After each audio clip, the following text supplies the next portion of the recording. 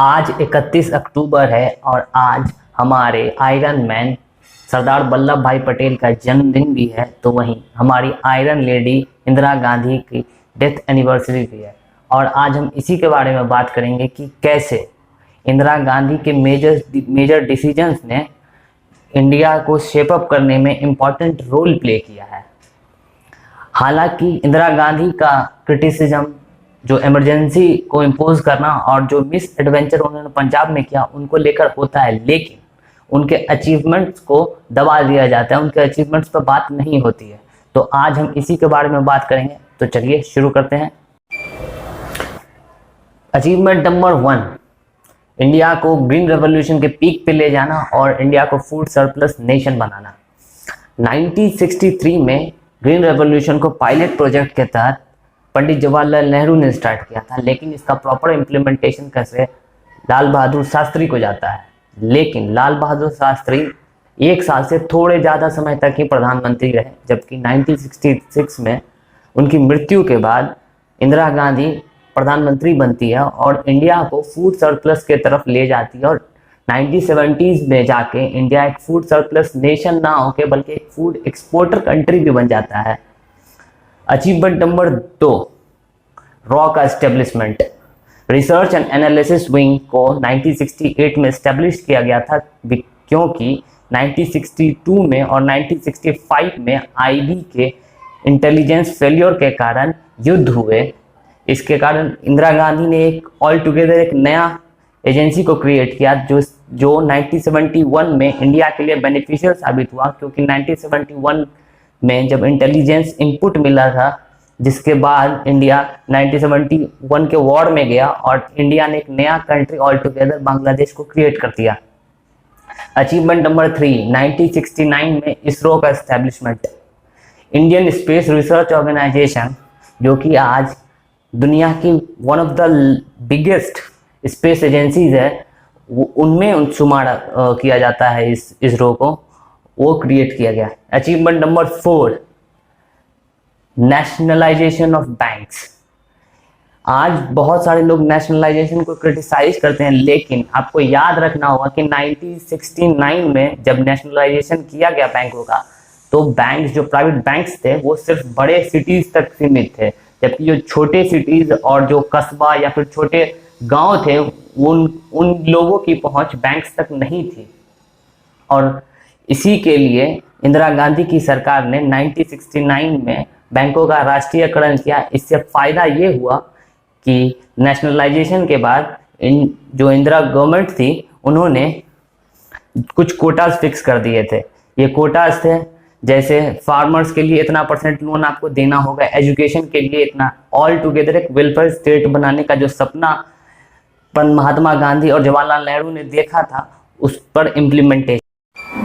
Achievement number 4, 1971 में Indo पाक war, जिसको बांग्लादेश लिबरेशन वॉर भी कहा जाता है, जिसमें इंडिया ने ऑल टुगेदर एक नए कंट्री को ही क्रिएट कर दिया। ये ह्यूमन हिस्ट्री में इकलौता ऐसा इंसिडेंस था जिसमें एक आर्मी ने एक नए देश को जन्म दे दिया। कुछ लोग बोलेंगे कि ये तो हमारे आर्मी की जीत है, इंदिरा गांधी की कैसे जीत हुई? तो बिल्कुल, ये हमारी आर्मी की जीत थी, लेकिन जो डिप्लोमेटिक फील्ड में जो जीत थी वो इंदिरा गांधी की थी, क्योंकि 1971 के वॉर से पहले इंदिरा गांधी अमेरिका में जाके ऑल टुगेदर पहले ही बता रही थी और ये धमकी दे रही थी कि अगर बांग्लादेश में नरसंहार नहीं रोका गया तो इंडिया में रेफ्यूजी क्राइसिस क्रिएट हो जाएगा, इसीलिए ये वॉर हम पे थोपा जा रहा है। जबकि दूसरा, 1971 के मार्च में इंडिया ने यूएसएसआर के साथ एक फ्रेंडशिप ट्रीटी साइन की, जिसके तहत अगले 25 साल तक इंडिया पे कोई भी अटैक यूएसएसआर पर अटैक माना जाएगा, जबकि यूएसएसआर पर जो कोई भी अटैक इंडिया पर अटैक माना जाएगा। एक म्यूचुअल समझौता था ये एक तरीके से। इसका रिजल्ट ये हुआ कि अमेरिका इस युद्ध में आने से डरा और बैकिंग तो की पीछे से, लेकिन यूएसएसआर के चलते वो सपोर्ट नहीं कर सका पाकिस्तान को फुल तरीके से, और इंडिया ने एक नए कंट्री को जन्म दे दिया। अचीवमेंट नंबर 5, इंदिरा गांधी ने 1971 में प्रीवियस पर्स को खत्म कर दिया। कुछ लोग पूछेंगे कि ये प्रीवी पर्स क्या होता है। तो देखिए, जब 1947 में जब देश आज़ाद हो रहा था तो बहुत सारे रजवाड़े थे जिन्होंने भारत में विलय किया, और भारत सरकार ने उनसे एक समझौता किया कि भारत में मिलने के बदले भारत सरकार उनको कुछ मनी, कुछ पैसा पे करेगी हर साल रेंट के रूप में। 1979 में इंदिरा गांधी ने इस प्रीवी पर्स को ख़त्म कर दिया, क्योंकि 1970 में एक रिपोर्ट आई थी जिसमें ये कहा गया कि हमारे टोटल बजट का जितना स्पेंडिंग होता है उसका 25% सिर्फ प्रीवी पर्स में चला जाता है, मतलब राजा रजवाड़ों के शौक पूरे करने में। इसीलिए इंदिरा गांधी ने इस प्रीवी पर्स को ख़त्म कर दिया। अचीवमेंट नंबर 6, 1974 में इंडिया ने फर्स्ट न्यूक्लियर टेस्ट किया। यह न्यूक्लियर टेस्ट हालांकि फुल फ्लेजेड नहीं था, लेकिन ये अपनी तरह का पहला ऐसा न्यूक्लियर टेस्ट था जिसके बाद वेस्टर्न नेशन सतर्क हो गए और 1974 में ही एनएसजी का गठन हुआ, न्यूक्लियर सप्लायर्स ग्रुप, जिसमें आज इंडिया इंटर होना चाहता है। यह nuclear supply group ironically India के न्यूक्लियर टेस्ट के बाद ही इस्टेब्लिश किया गया था, ताकि इंडिया और अदर डेवलपिंग नेशन को रोका जा सके। इसके बाद अचीवमेंट में एक और नगीना जुड़ा 1975 में, जब सिक्किम भारत का हिस्सा हो गया।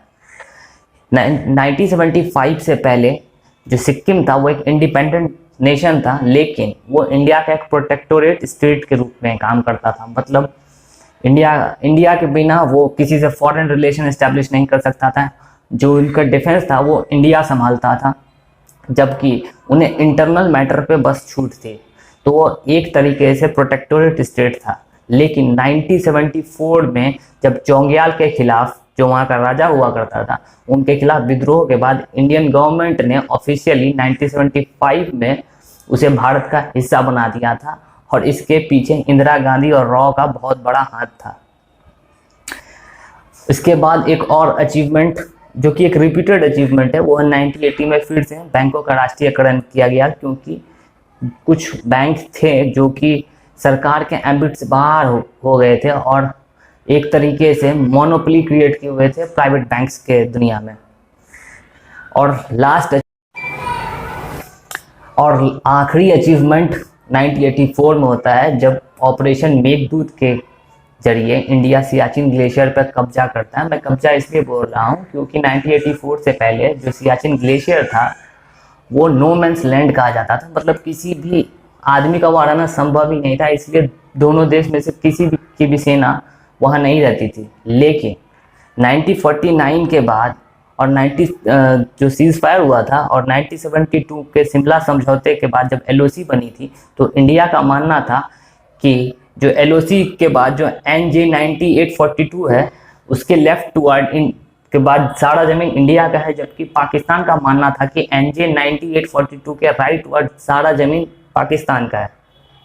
इस विवाद को लेकर 1980s में इंडिया और पाकिस्तान के बीच में एक टसल शुरू हुआ था, और 1984 में ऑपरेशन मेघदूत के जरिए इंडिया ने अपनी वहाँ सेना भेजी और सियाचिन के लगभग 2500 स्क्वायर किलोमीटर का लैंड इंडिया ने अपने कब्जे में लिया। और सियाचिन इतना ज़्यादा स्ट्रेटेजिकली इम्पोर्टेंट है क्योंकि एक तरफ वो पाकिस्तान और पाकिस्तान है तो दूसरी तरफ चाइना, और दोनों पे एक हाइट पे आप सुपरविजन कर सकते हैं, दोनों को देख सकते हैं कि उनकी आर्मी क्या मूवमेंट कर रही है। आई होप आपको कुछ नया सीखने को मिला होगा इस वीडियो में। अगर आपको ये वीडियो अच्छा लगा हो तो लाइक करें, शेयर करें और सब्सक्राइब करें। जय हिंद।